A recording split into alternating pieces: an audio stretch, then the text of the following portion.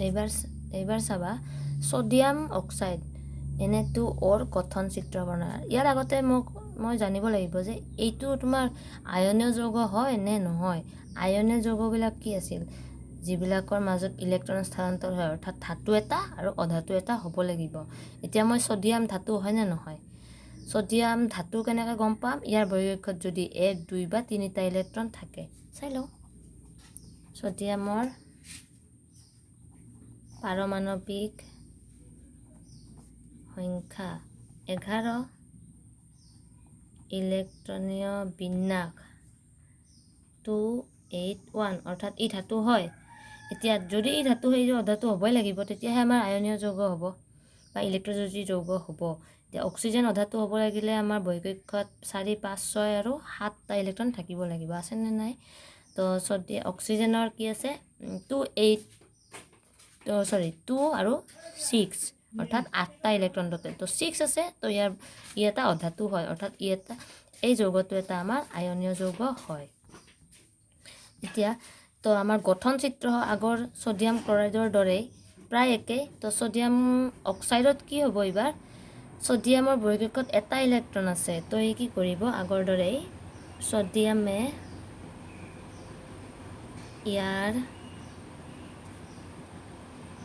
বহিঃকক্ষত থকা এটা electron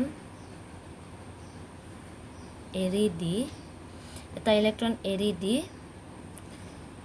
sodium plus আয়ন উৎপন্ন কৰিব। তো সোডিয়ামে ইলেক্ট্ৰন এৰি দিছে না, মাইনাছ। এতিয়া এবাৰ আহিব অক্সিজেন। অক্সিজেনৰ পাৰমাণৱিক সংখ্যা 8,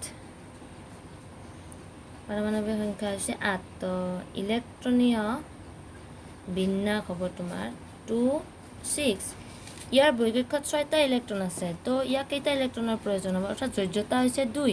ইয়াৰ আছিল যোজ্যতা 1, ইয়াৰ 2। তো ই কি কৰিব, 8টা ইলেক্ট্ৰন হ'ব লাগিলে 8 - 6, অৰ্থাৎ 8 - 6, অৰ্থাৎ 2টা ইলেক্ট্ৰন লাগে। 2টা যদি ইলেক্ট্ৰন লাগে, ই কি কৰিব, সোডিয়ামৰতো 2টা প্ৰয়োজন হ'ব না।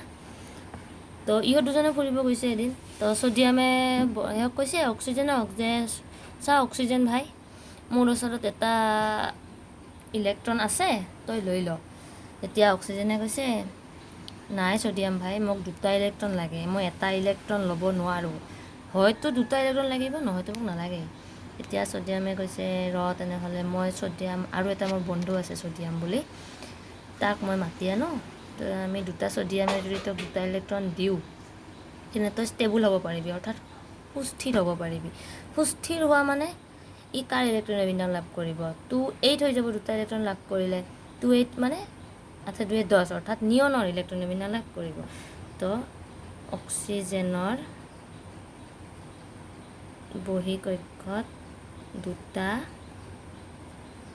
ইলেক্ট্ৰন লাগে। সেইবাবে অক্সিজেনে 2টা সোডিয়াম আয়নে এৰি দিয়া 2টা ইলেক্ট্ৰন গ্ৰহণ কৰি 2টা ইলেক্ট্ৰন গ্ৰহণ কৰি কি কৰিব, অক্সিজেন 2 - আয়ন, যিহেতু ল'ব সেইকাৰণে 2 - আয়ন এৰি দি আয়ন গঠন কৰি নিয়নৰ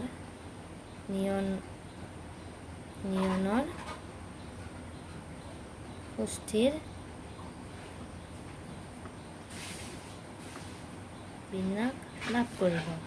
তো অক্সিজেনে ল'ব না,